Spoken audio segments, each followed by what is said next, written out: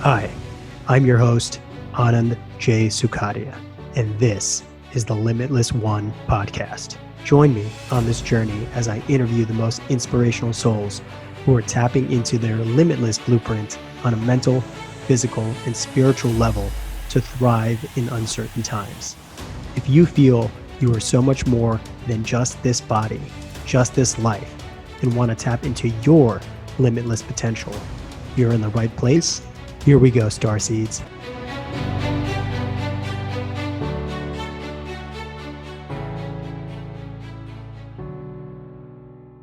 Have you heard of all the crazy conspiracy theories circulating about what's going on in the world right now, but still think it's a bunch of BS?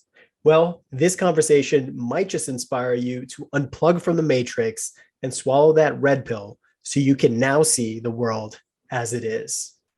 Welcome to the Limitless One podcast, Starseeds. I am your host, Anand J. Sukadia, and today we have a very special guest, a man that I have been inspired by for many years now, filmmaker Sean Stone.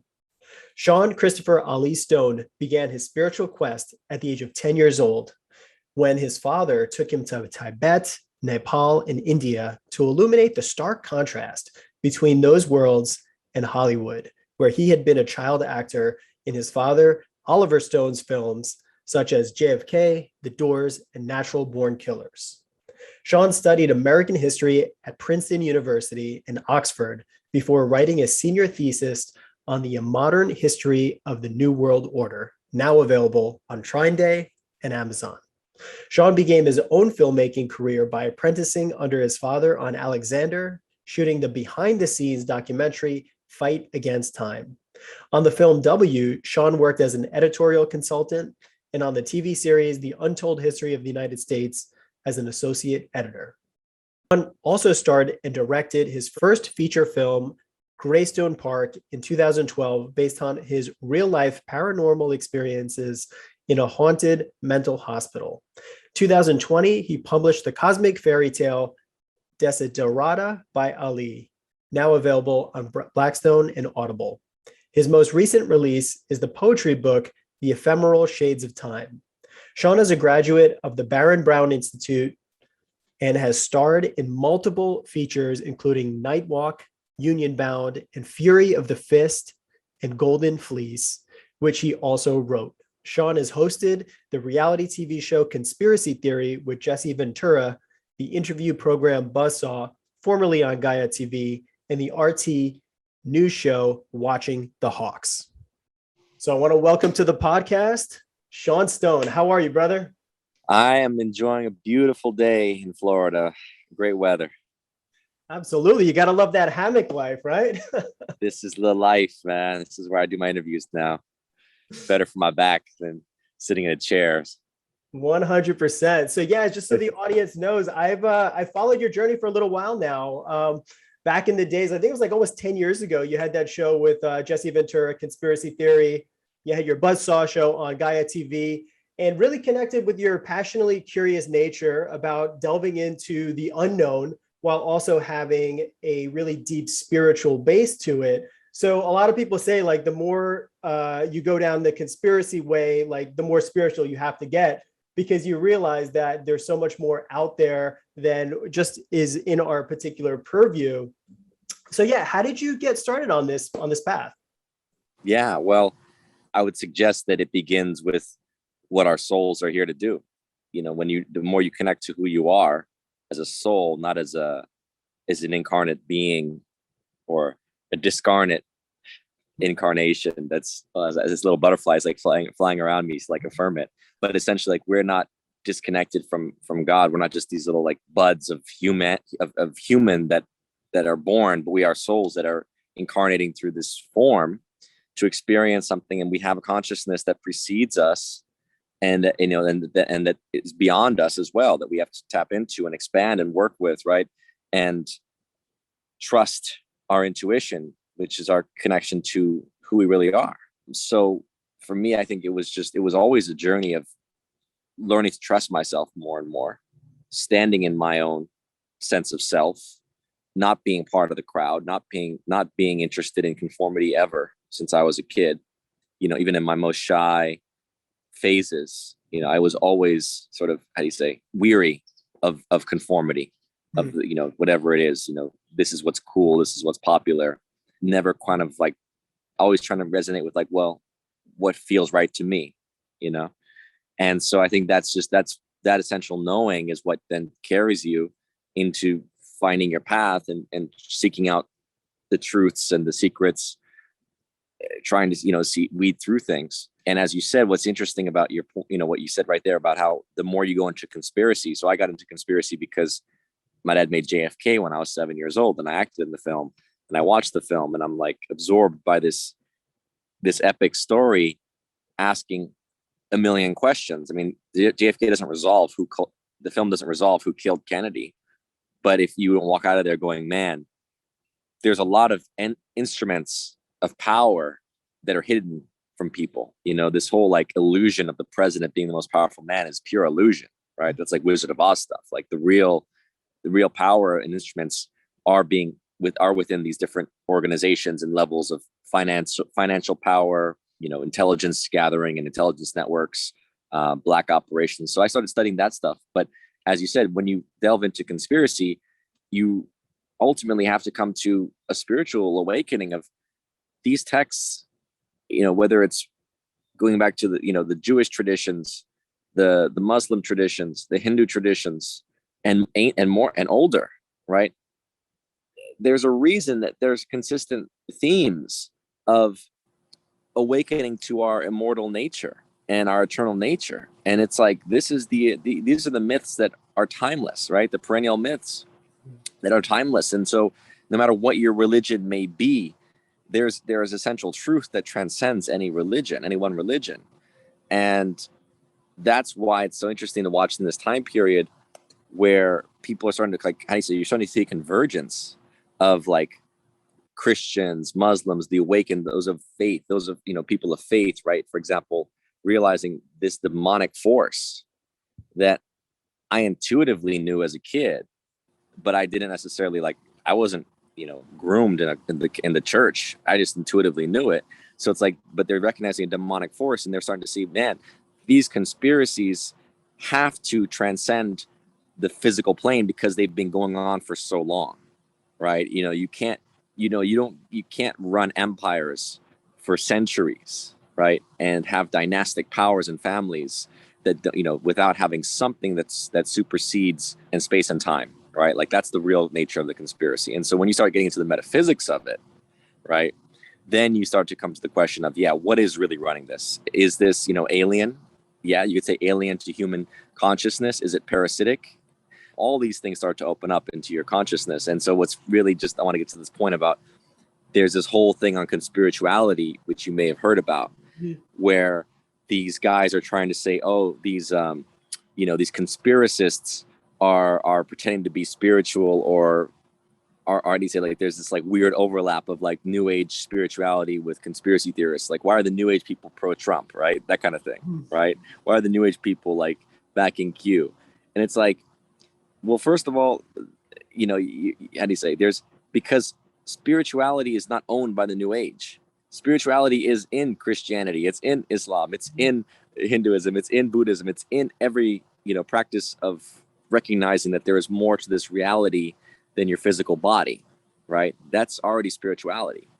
So when you start to recognize that you're a spiritual being, and you start to recognize that there are forces at work. Now, not every religion treats it the same way, obviously, but when there are forces at work, you could call light and dark, manipulative, control-based, parasitic, as opposed to more genuine, organic, pure energies, then you recognize a spiritual war taking place. And that itself leads to, how do you say, that itself births conspiracies when you're trying to manipulate the light, when you're trying to keep people in darkness, when you're trying to perpetuate dark forces. The whole notion of Lucifer's fall from heaven is a conspiratorial story. It's literally the first conspiracy. It's like Lucifer and the third of the angels saying, we want to basically get out of here and start and corrupt the earth, and we want to create our own version of earth, and we don't want to trust the creator's version of organic, natural life and humanity as the creator's child. We basically reject that notion, right? So Lucifer and the third of the angels conspire to do what? They conspire to basically influence and corrupt humanity. That's the first conspiracy right there.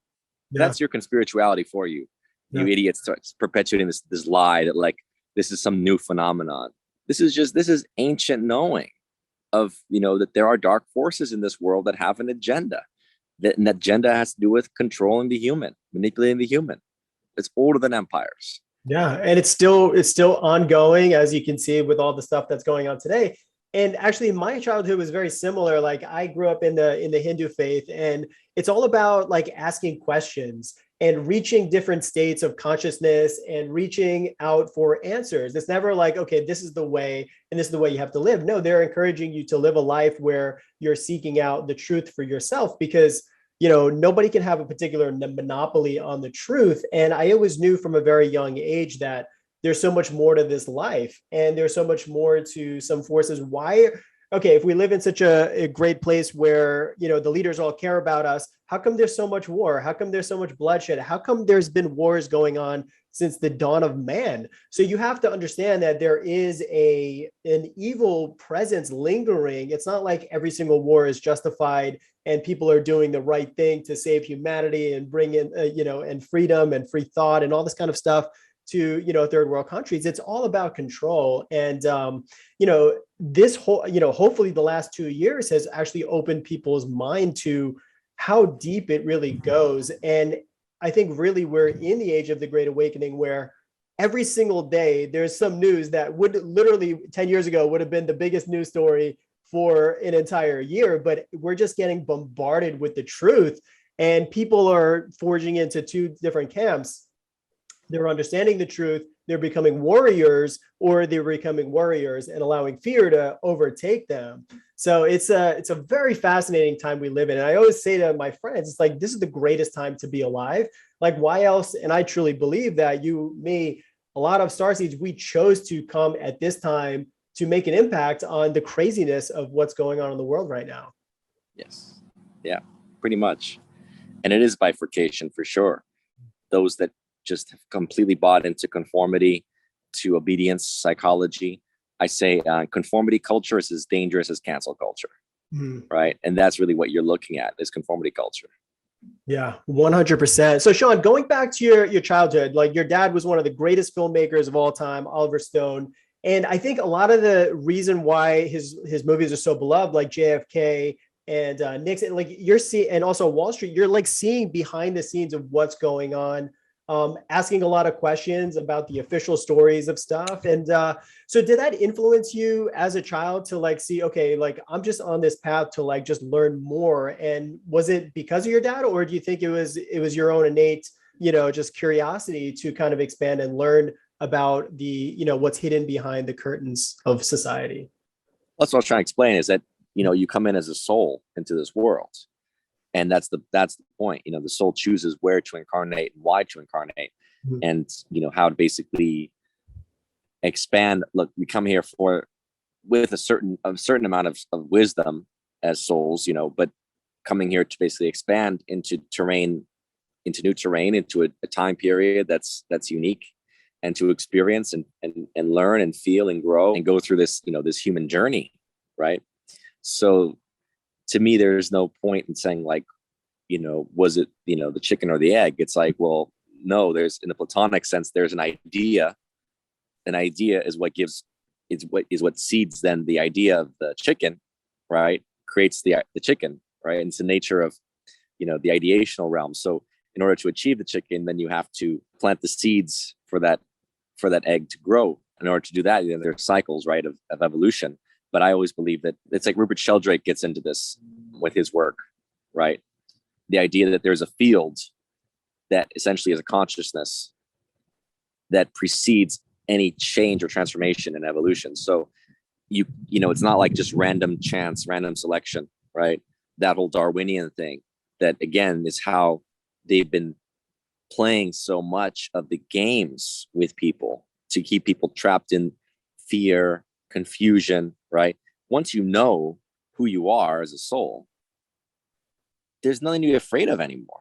Mhm. It really isn't. Like, you're not going to be afraid of getting sick and dying, or you name it, cancer or whatever, plane crash, whatever it is. Like, yes, these are all possibility. You can die from a million and one different things, right? But like you said, are you going to be the warrior? If you're a warrior, only if you don't know who you are and why you're here. If you're not connected to your soul's purpose, then of course you're going to sit there and go, I don't want to get killed. I don't want to die. I don't want to get sick. I don't want to get hurt.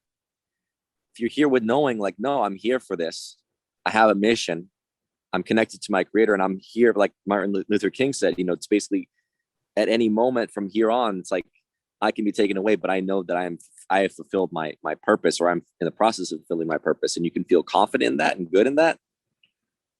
What is there to fear here? Yeah. It's just, this is not the end all be all of existence. This is a process of existence, Mhm. right? So that means there's something before and there's something after. Yeah, it's just in the grand scheme of things, this is just a speck of time in the beach of consciousness, where there's so many different lives and different realms that we enter. And this human life is just, we're here for like a millisecond, and we're just kind of peeking in, having this experience. And what more entertaining place to be than this earth right now, with what's everything is going on. So obviously we're living in crazy times. Sean, what is your take on like the reality of humanity and what we're going through right now in terms of ascension and in terms of the dark forces and stuff like that? Well, it's vast. I mean, it's vast because essentially what I was just saying about people knowing, connecting to their own soul, knowing their own divine essence and purpose. This is what the Great Awakening is. This is what you could call it ascension, but really it's just a new age of awareness, right? It's a new way of seeing, of being in the world, the feeling in the world, the feeling in your body, starting to connect to the multidimensional landscape that we occupy, right? We're interacting multidimensionally, and most of the time we're not aware of it. There are breakthrough moments where people, and this is why people throughout time have had like those moments of aha, they saw a spirit, they had, they saw, they saw the dead ancestor, or they got a phone call, or you name it, right? They saw the UFO, or they saw something that was just like, wow, shook them. And the old time, it was like, well, that was just weird. That was the anomaly. In the new age, that's the norm. We're going to start operating from the belief that no, that's the way things actually are. Mm-hmm.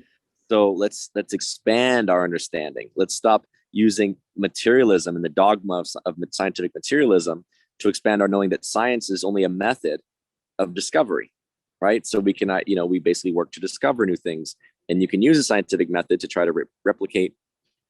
But in a quantum universe, we're not quite sure how the repeating of things is going to work, because consciousness is intricately tied to reality, as anyone who studies quantum physics understood, right? That was what like Bohr and these guys were talking about. They're like, listen, if you think you understand, if your theory is not, if you think you understand it, you don't get it, because it is so crazy. That's the nature of the reality. It's the quantum reality, right? And the quantum reality connects us to many notions of how things come into existence in reality, essentially, right? From the microscope, from the submicroscopic level, right? The quantum level, that which is like beneath the microscope, like you couldn't put it in a microscope and see it, right? The nature of atoms and whatnot. So from that level of mystery of how things start to come into being, into this reality, into this universe, I think you'll start to connect things to like how our unconscious minds are really driving the creation of this existence, and how we as a collective need to start getting control of our unconscious minds. Obviously our conscious minds, yes, that's the first step, but overall getting in touch with unconscious minds. How do you do that? Well, through dream time, through basically putting ourselves into more, you could say, different states of awareness that are more relaxed, right? More confident, more connected. That's what nature is really here for, to help us heal, so that we're not stuck in what has been the reptilian mind for so long. That's basically been the reptilian brain of fight or flight, right? That's the mentality of survival. That's the fear-based mentality that's kept us so easily controlled. So the conformity culture is very much part of that reptilian brain. I don't want to be excluded. If I'm excluded, I might not be able to eat. I might not be able to have sex and procreate, right? all these fears, that is how they've been controlling us for thousands and thousands of years. It's now shifting. It's shifting in a way that in some ways we see the worst of it, because it's like as we become more conscious of a collective, right, it can lead you to communism very easily.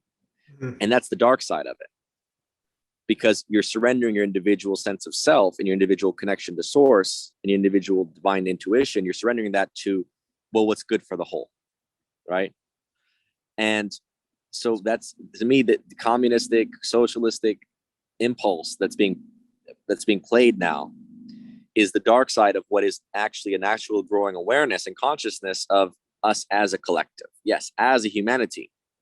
You know, we can, if we don't have an individual sense of self, of sense of property, right, of sense of this belongs to me, this is my boundary, right, then you cannot have a healthy relationship to others. First, you have to have that sense of boundary for yourself, right? Treating yourself well, honoring and respecting and loving yourself. Then you can more fully integrate into a society of others. So I think this process is actually a very important process of separating wheat from chaff, as Christ would have referred to it, right? It's like those that just want to basically become, they want to surrender. They don't care. They surrender their individual sense of sovereignty, boundaries. They'll surrender that for the whole. Then you don't necessarily get to join the more galactic, harmonious collective, which is still respecting you as an individual, honoring you as an individual, and then being increasingly conscious as an individual of the impact and consequence of one's thoughts, actions, words, right? So all these are like, those are positive, but don't surrender yourself just because the authority told you to do.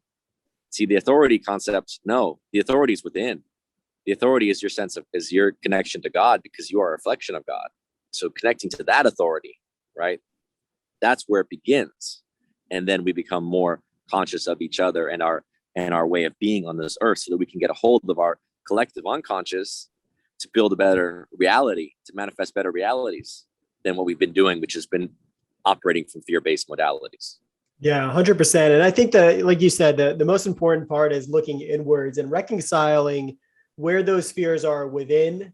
If there's any issues with our health, right, we have to clean that up. Mentally, if we have any emotional baggage that we're holding on to, past relationships, if we hurt somebody, if somebody hurt us, healing through that, forgiving, apologizing, and then the spiritual consciousness of understanding that we are infinite souls and that we're here to expand, not contract. And we didn't come here so we can live like indoors and socially distanced with masks, a muzzle over our face, and also just listen to authorities because they're telling us they're doing good for us.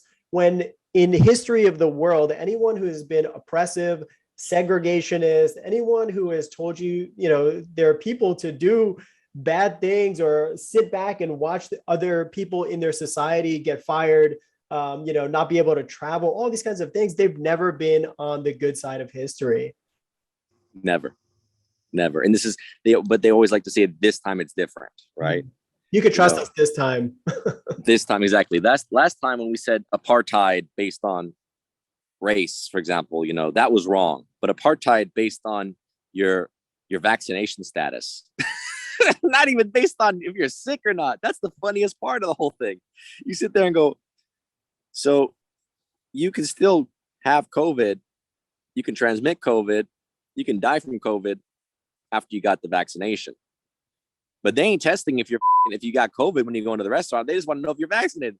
Yeah. What is wrong with you? You can have like a whole stadium full of like people with COVID actively, and as long as they got their little, pass, their papers, they're good to go. It's so funny. My girlfriend's on a work trip right now, and she has to get tested every 2 days. She's got to wear a mask the whole time. But whereas some of her people in her group, they literally have COVID like 5 days ago, 10 days ago, but they're still allowed to travel. They're still allowed to go to this thing. Don't have to get tested for anything. It's just madness. Because they had the vaccine pass. Mm-hmm. Yeah, exactly. It's like you know what it is though. I figured it out. It's just identity politics. Yeah. See, that's what people don't get. The left took this whole identity politics thing, right? And it was like, well, now we're going to turn it, identity politics from your your race, your religion, how you identify yourself as what pronoun.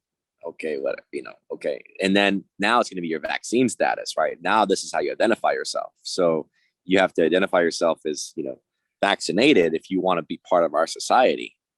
It's just identity politics, to the next, then there's going to be something next. You'll see, like, they'll just carry this shit to the next one. It's not going to stop. That's why I keep laughing at people. I'm like, you really think this shit is going to stop? It's not going to stop. It's a train. Yeah, if, you want to jump on it. You want to jump on that shit. You're going to go right off the cliff with it. Yeah. It's so funny. I mean, I have to give it to them. It's genius the way that they designed this whole thing, because you look at all the people, say, in the military, in firefighters, police, the people that don't comply with this authoritarian agenda, they're getting fired, right? So now who do you have left running every industry? Teachers, medical field, all of these people are just on board with the agenda, and they'll be the biggest enforcers of it. This is what they did in Nazi Germany. This is what they did in communist Russia. This is what they did in communist China. They found the people that are willing to do whatever they can just to be a part of these thug groups, and they go out and they become the enforcers of this new paradigm.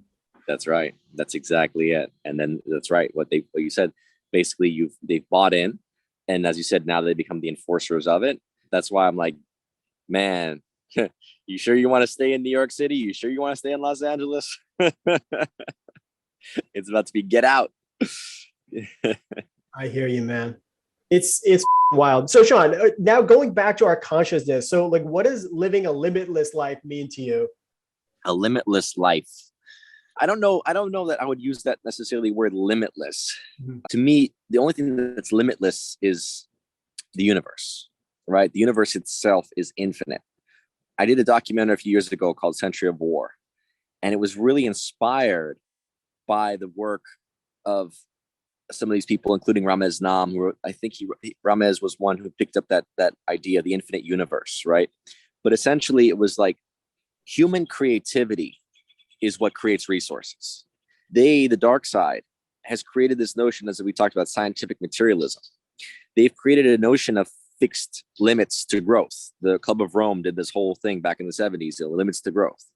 This is a Malthusian doctrine. Malthus came out with this back in the 1700s, basically saying, or was it early 1800s, saying this will be like, there's like a fixed capacity to how much room was on Earth, the planet Earth. And basically food, food growth only goes, and it was like food only like double, I say that doubles, it only goes mathematically in terms of like doubling, and as opposed to human population, which is, it's expanding more rapidly than the food growth on the planet, right? That was his whole premise.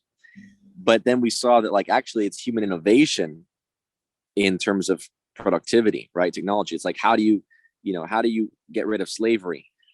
Well, on one level, you may have to fight when it comes to like ideology, but actually technology has been a great way of making human slavery extraneous, right? Because throughout most of history, it was dependent on human slavery. I mean, the Greeks, the Greeks used it, the Romans used it. I mean, it was basically a notion of, feudalism was a type of slavery, right?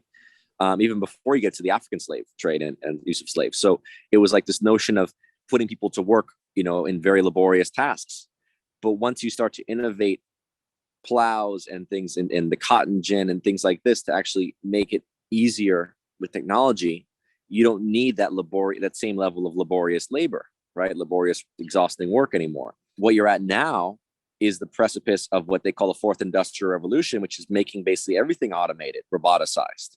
And now again, I mean, they've been having these conversations for years, right? You've been seeing, especially like amongst the elites, in these gatherings like the World Economic Forum, talking about what do we do with all these humans? We're going to have a surplus of humans who are not going to have a job. We're going to have self-driving cars. We're going to have, robotic and automated servers, in restaurants and stuff, right? You're going to do everything online or through robots.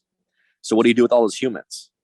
So you have this essentially like this interesting notion of how do you treat the human as a result? See, I see it like there was a great fresco did the Venus Project, Jack Fresco, and he was talking about, the more evolved civilization would be using robots to do the menial labor, right?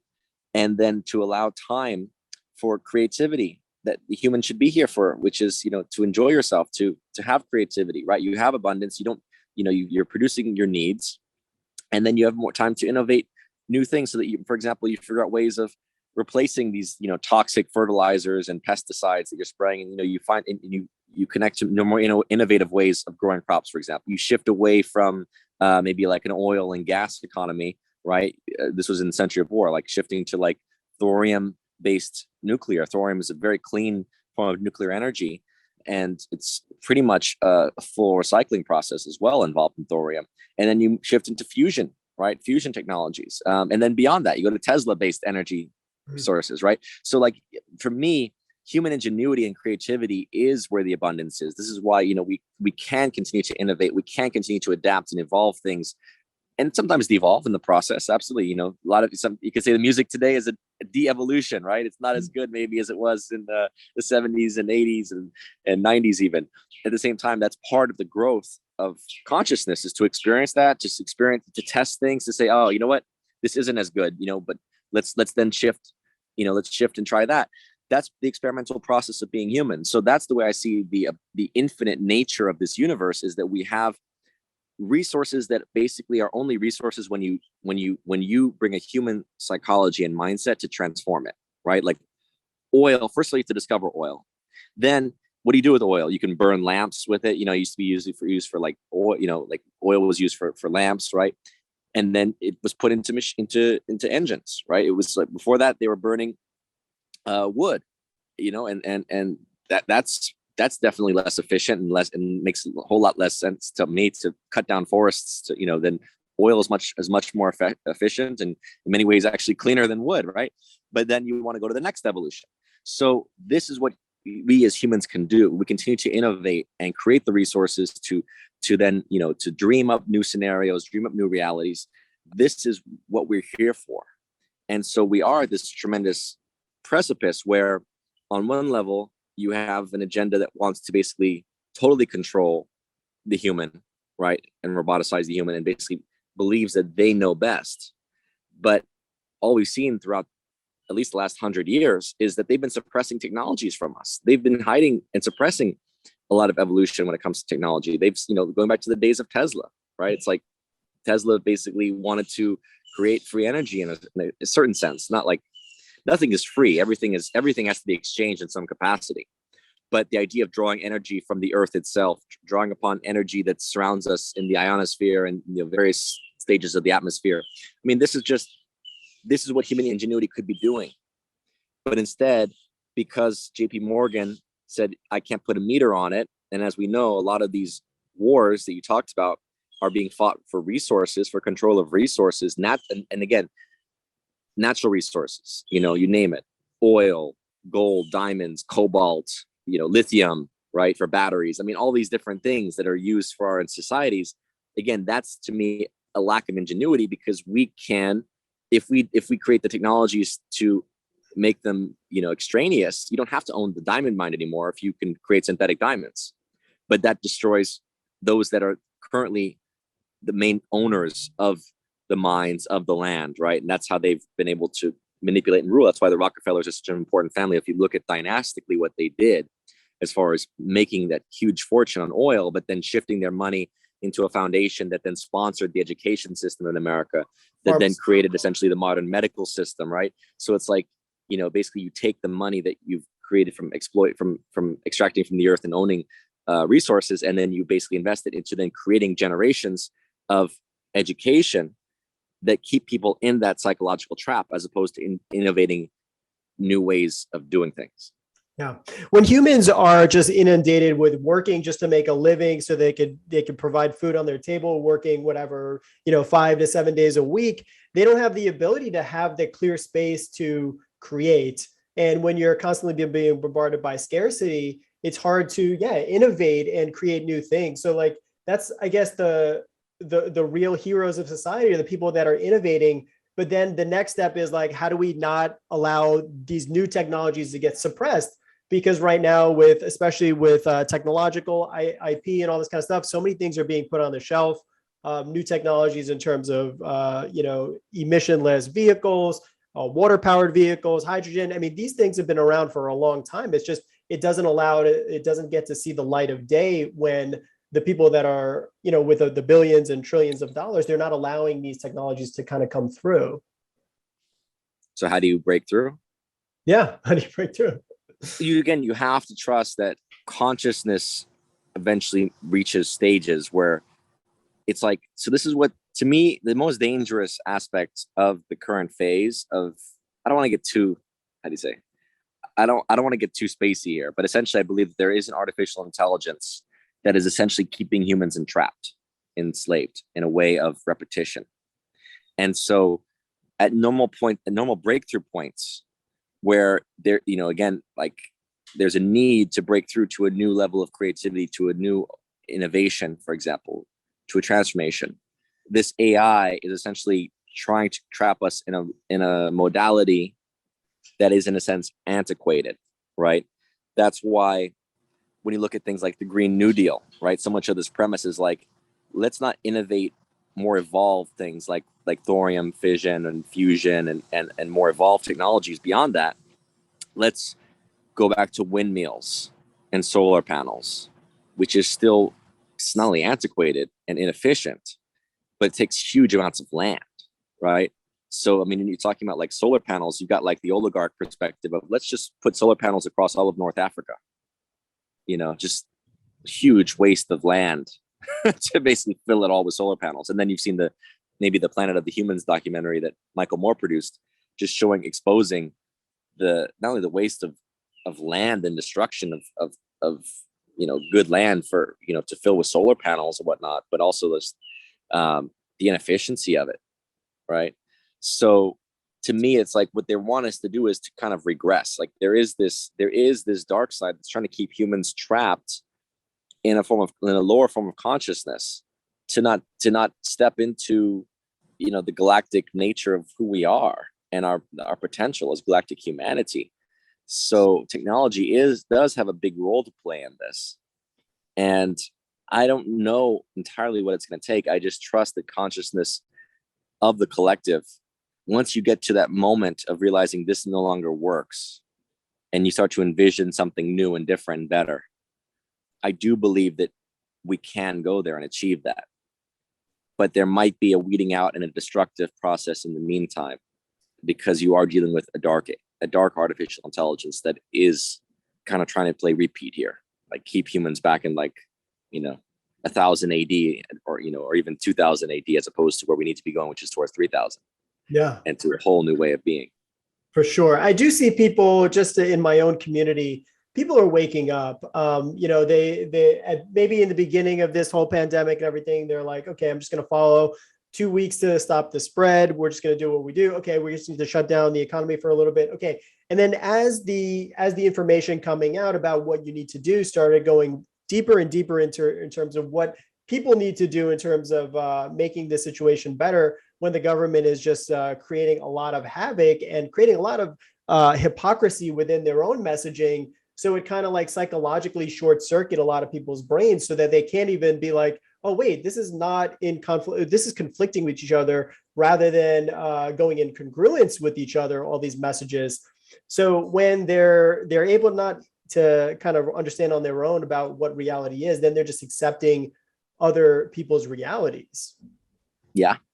I don't know. I mean, I haven't been around too many people.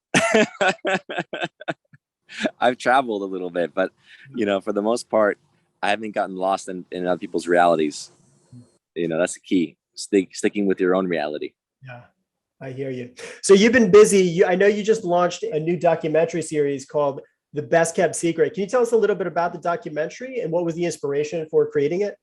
Yeah, I mean, Best Kept Secret is, it's the nature of control, of how the dark elite control humans using, we go through it from the pedophilia and literally physical and trauma-based abuse of children, and also then how pedophilia is used to compromise politicians or, businessmen and powerful people. We go through that. We go through mind control as a method of obviously manipulating humanity, the desire for the transhuman agenda, which is very much based in the idea of essentially controlling the genetics of humans seeing the human being as essentially programmable, right? That evolved really from the early days of MK Ultra. This notion that the human can be programmed, and you can externally do it through frequency and EMF frequency, and at some level, propaganda and brain and media brainwashing. But then you can, their ideal would be to be able to literally merge the human with machinery, with computers, to such an extent that you have a much more compliant population. And I just tend to think that there's a lot of people, it seems to me pretty clear at this point, there's a lot of people that will be happy to be absorbed into the Borg. They'll be happy to be absorbed into the computer, hive mind, right? Those that are happy to comply, I'm sure will be very happy to comply when it comes to taking that iWatch and merging it into your body and putting a chip in your body. If you want to work here, you need to be chipped. Oh yeah, you're gonna have a lot of people lining up. Yay! I want to be chipped. You're gonna get the the Google Eye. You're gonna replace your eyeball with the Google Glass, and then you can watch apps on your eyeball. Oh yeah, sign me up for that one. You'll see. It's crazy to me, but the compliance culture is building out for the next 10, 20 years, the roboticized culture. Yeah. And I see a lot of, new talking about, like, even Musk talks about this, is like uploading your brain onto the computer. And what's really scary about that is, okay, say we don't need physical bodies and everyone gets uploaded. Depends on who's controlling these metaverses out there where everyone's gonna be uploaded to. You could potentially, and this is the scariest part for me, is like you could live forever in this simulated reality, but you don't have a human evolution of consciousness. So like when I die, I know that there's somewhere else I'm going to go to. If my brain is now stuck inside of somebody else's simulated reality, I can't think of anything more freaky than that. I have an issue with the singularity concept. The idea that, there's different interpretations of singularity. I have an issue with the idea that the human brain will be merged with, that you'll be able to upload your consciousness, because that's not how consciousness works. Mm-hmm. You see, the brain doesn't create consciousness. These people still believe that. They really are trying to figure out how the brain creates consciousness, and they're missing the idea that the brain is a receiver of consciousness. You see, mm-hmm. So they're going to run into some problems with that, I believe, when they try to merge consciousness with the computer itself. I don't think it'll work in that way that people are thinking it will work. But the idea of the Neuralink, right? To me, it's more like, what are you uplink? What are you linking to? To have music playing directly into your skull, to have data coming, what does that look like? I want to search on Google something and it comes in and it gives you, I don't quite understand how it's going to interface the Neuralink. I'll be curious. I'll be observing it. I think it's a great way. Neuralink is probably a better way for mind control of population than it is to actually bring your consciousness into the computer. I think it's more about influencing you. That's my hypothesis, but I'm curious to see what happens here. I'll observe it and see. Yeah, it is scary, because if you just look at it right now, the AI, these are pretty much devices that monitor everything that we do, these phones, right? So they know exactly what we're searching. They have a better profile of our mind through social media and our search history and everything like that than probably we consciously even know about ourselves. So if they can literally duplicate or replicate all of our thought processes, create an AI algorithm over it, then how do we break free from this particular easy? Yeah. Ingenuity. This goes back to the question of creativity. This has been the fundamental dialogue that goes on throughout human history, is that, are humans just programmed to react? Again, the reptilian brain is programmed to respond. The reptilian brain is the fight or flight, fear, whatever, it's all based in responsiveness. The human ingenuity, it's like an AI can never fully predict you if you are in touch with your intuition and with your divine nature. your spirit, because you will break the patterns. You will think in a new way. You will innovate, right? You will dream, and especially in the dreaming time, you see, the reptilian brain is about conscious life. Reptilians, especially crocodiles and alligators, are notoriously amazing dreamers. They're sleepers. They sleep from, like, I think the croc goes underwater and like sleeps for months. Wow. They are amazing creatures. So maybe it's not months, but they basically they're I think they can stay underwater for like 3, 4, or 5 months, and a lot of time they're just sleeping, dreaming. So the dream time is that's, it's like you can't predict what you're going to dream, and that's what we need to tune into. You see, that's the unconscious mind. When we let go of the conscious programmable mind that's simply responding to the external reality and stimuli, and you close your eyes, and you relax, or you rest, and you imagine things, or you dream new things. See, that's how we continue to grow and expand and innovate. It's so important for the human being to remember this, to give yourself time to rest, to let yourself create a new thought, a new reality, right? Think up a new adventure, whatever it is. Like, we have been trained to be so responsive. And it began with television, then it goes to like video games, then it goes to your cell phone. It's like we're so responsive to an external reality. The news, every day, what is the news telling me to think about? That cycle. We have to get back to ourselves, our own innovations, our own imagination, our own creativity. Sean, what are some of the things that you do in order to expand your creativity and get connected higher with your own consciousness? Thankfully, I've had practice of meditation. I've been tuned into meditation since I was a teenager. So I take that every morning pretty much, to give myself that time to meditate, to tune in. But I do find myself nowadays, especially, to be overly involved with things on my phone, whether it's social media or, even just reading, or you name it, like watching videos, like all that I can find myself too reactive, too engaged with. So part of being in a place like Florida is to get back to nature, is to put feet on the earth, is to relax and be at ease. Because when we're at ease, we can be more fluid, we can create more. When we're in states, then that's why it's so important what they've created in these cities are bubbles of fear, right? And such enclaves of mask, fear, everyone around you could be infected, people don't realize it's traumatizing. It really is. It traumatizes your whole system. And what they're doing is creating a trauma for the whole, especially for kids growing up in this stuff, right? But like for the whole population, especially in America, or any city or country that's operating this by this modality, they're creating a traumatized society that's then like your nervous system, everything can't relax. You can't just relax, breathe, dream something new. It's like, no, they want us hooked into that phase where we're not dreaming something new, so that we become more obedient.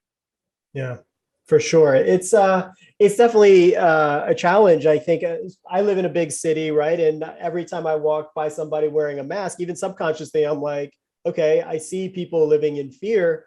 Whereas it takes a lot of conscious effort to kind of unplug from that and really focus in on grounding yourself. I know breath work is something that you do a lot.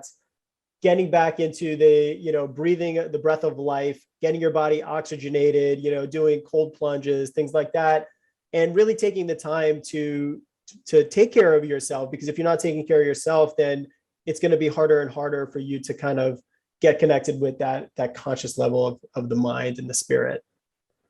Yes, sir. Yeah.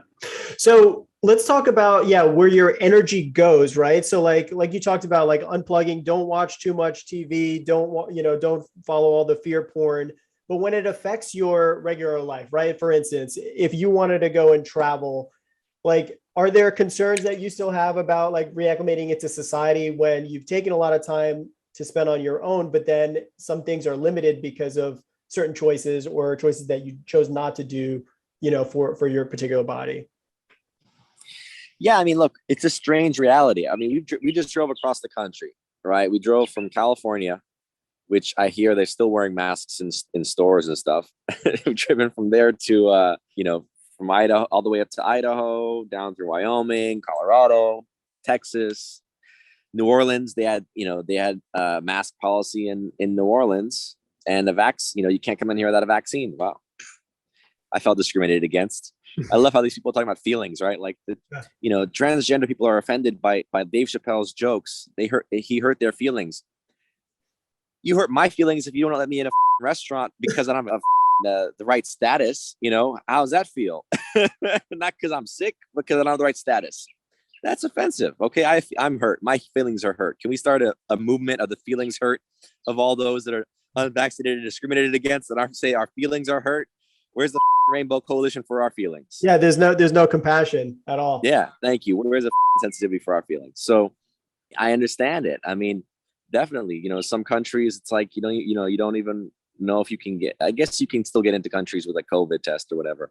Not like you want to, stick that thing all the way up your nose, but if you got to do it, you got to do it. So my point is, you choose, like, in a way, you choose your battles. It's like, do I really, do I want to go to an event where, you got to have a test? I probably would be disinclined to go. Do I want to go to an event where it's like masks? I'll be disinclined to go. Right. So you just kind of choose, like, what reality do I want to play? Do I want to play in that reality? If I'm up for it, I guess I'll do it. But if I'm not, why play in that reality? Yeah. I live in a place where, it's been open pretty much, the whole time, and everyone made it's like Sweden, everyone's like, oh, they're crazy. They're not going to survive. It's like, yeah, doing just fine. Thank you. Yeah. Still here. Yeah, it's all in the mind. Like even in this area, like some people like myself, I have no fear. I walk around, no problems. Other people are wearing like 3 masks, 4 masks, and I don't judge them. And a lot of this I guess this lesson for me is to just understand everybody comes from their own version of reality, and sending them love until hopefully the day is that they wake up to everything that's going on.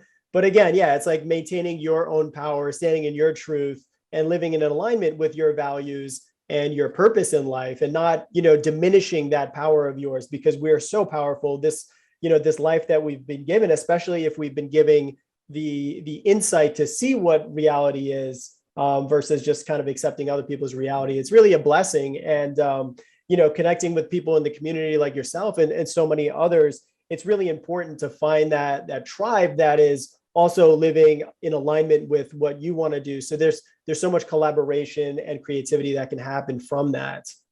Yes, sir. Yeah, brother. It is about it's much easier, in a time when everyone is kneeling down, it's much easier to see those who stand up. So well said, bro. Why did you come here to Earth as Sean Stone? What did you want to experience while you came down here? I feel like I kind of answered that at the beginning. Earth is a unique place. I don't think this is my first time here, but it's a beautiful place. I'm very blessed to have come in this form, in this time, with this, with this background, this family. To me, I always say that my greatest wealth in this world is culture. Having traveled to, 40 countries or so, and most of the states in America, having had an education, been able to, having read many of the classic novels, having studied history, having watched so many great classic films, and both modern and classic, seen musicals, seen operas, listened to the music from across time, since the days of Bach and Beethoven. I mean, that is what is so beautiful about this planet. Our wealth is our experience, and it's the culture that we generate from that experience. And that's what people miss out on when they think that wealth is just about money. It's not. It's what you do with it. Where do you spend it? Yeah, there's so much wealth in every single moment, and there's so much out there. Like a lot of times nowadays is like, because the fear like perspective is so narrowed, where you have to focus on this, and this. But if you look around everywhere, especially in nature, you go around, there's abundance of everything. You look at so many different types of trees in the forest. You go to the beach, and you're just like, you have to be in a good mood and smile, because there's so much beauty. And really, for me, it's the culture. Yes, it's also the people that I'm connected with. And it's kind of like I'm finding all my starseed brothers and sisters, especially in the last couple of years, because yeah, like you said, when people are standing up instead of kneeling down, you're able to see where the real warriors are at in this world. Yes, sir. Yeah. And not So, just warriors, way showers, teachers, Mhm. you know, the real, the ones that are spirit, that are spiritual, like really spiritual. Because if you're really spiritual, you're not going to be playing this game. That's not a spiritual person.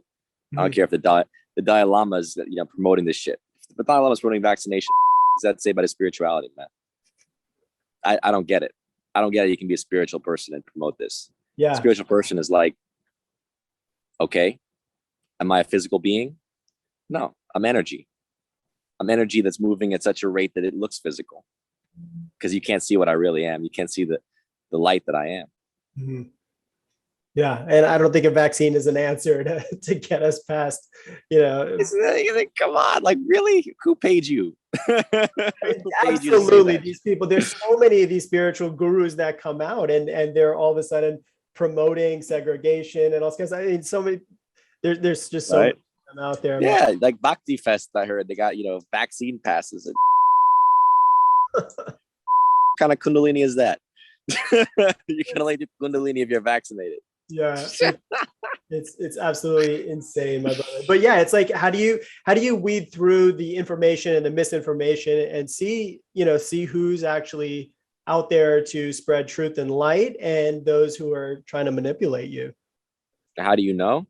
Yeah, how do you sift through the misinformation and the information that's coming through? Well, if they're telling you to do something, you better think twice. Hmm. In life, someone telling you to do something, you have to do something. Free will. This is a free will planet, Yeah. you know? And those that want to tell you to do things, you must do this, think twice. It's great advice. Sean, just to close it up, I really appreciate your time. What does God or spirituality mean to you, and what role does it play in your life? Well, God is everything. I mean, everything comes from God. Everything, when I say of God, I don't envision like a guy with a beard on a throne, all that nonsense. It's like, no, God is creator and creation. God is like the ocean. That's like ocean of space and time, moving through everything, washing over everything. So to me, it's oneness, right? It's oneness. And we are meant to have the experience of ego and separation, but it's not fully separated. It's an appearance of separation, but everything is still connected. We're still connected in consciousness to be seeing each other. To know of each other is to connect in consciousness. So God is allowing all these things to occur for the evolution of consciousness. Yeah. It's only in for our own consciousness evolution. I really believe that is like the harder things they seem, the better it is for us, because that means we're waking up more, we're standing more in our alignments, and then also other people are as well. So I really like I said, it's literally the best time to be alive, is because this is the time that's going to accelerate us to a better version of humanity. Yes. Yes. That's exactly it. This is the challenge. You grow through the challenge. And if you can't take the challenge and you don't want to grow anymore, there's the option of that there's going to be an option for them too. Mm-hmm. Yeah. Absolutely. A different experience of reality, for sure. We're all experiencing reality differently anyway. But I think it's just going to get it more and more extreme, the contrasts. Yeah, we're living on it every day, every hour, every minute. It's that divide is growing stronger and stronger, but eventually, hopefully, it comes back to oneness, and we all realize we're all united here in this world, and lightness will overcome the dark as long as we allow that light to come into our lives. Well, that's the interesting thing, man. Like, feeling is what has always connected humans. Having been around the world, like different cultures, and always understood, been able to empathize, to understand different cultures as humans, right? When you replace the human with the machine, you lose feelings, you lose emotion. That's where it's going to get extreme. That's where people they don't fathom yet what like corporate psychology is already. Obedience, compliance, legality, all these things will be dramatically more inhuman as it becomes more and more mechanized and more roboticized. Yeah. So this is going to be an interesting. You remember the Star Wars? I would say Star Wars is our universe. You have the evil empire, which is essentially, it's an AI. Vader was roboticized. You know, he lost his humanity, and the stormtroopers had no humanity. They had no identity. They were just maskless. They weren't, you know, some of them were drones. You know, at one point in the Star Wars universe, they were clones, right? Like robots and whatnot. But yeah, robotics and all this is going to be very interesting for humans to understand the importance of emotion and the ability to choose. There are going to be those that are really going to regret surrendering their ability to choose. Yeah. It is the gift of being human. It is a gift. 100%. Sean, how can we learn more about you, and where can we find your documentary? So Best Kept Secret is on Vimeo on demand. It's on Iconic, David Icke's website, and it's on 107 Daily. And all 6 chapters are now available. And people can also find me, seanstone.info. It's a good place to go. You can also link to the sites there. Will do, brother. Yeah, everybody check out his documentary. He pieces everything so well together. It gets dark, but it's important for everyone to understand what is actually going on and how long it's been going on. So he gives lots of information, talks about the MK Ultra all the way down through Ghislaine Maxwell and Epstein, going into the transhumanist agenda. And if you think that all conspiracy is it's just a bunch of bullshit, if you look at the timeline and everything that Sean puts together, it's really hard to say that it's just all coincidence and things are happening in little fractions. They're all being, you know, done with a particular purpose. But you know what? Light always overcomes, and we're here for it. We're here for this life, and we're here to grow and evolve and see this planet being taken back by God and creation and love. Yes, sir. Well, God's already got this planet. I mean, it's not like God doesn't have this planet. Yeah. It's just, you know, let's just say that it's time for humans to take the planet. Yeah. It's time for humans to take this planet. If they want it, they got to stand for it. Yeah. Well said, brother. Hey, thank you so much for coming on, Sean. You got it, brother. Thank you.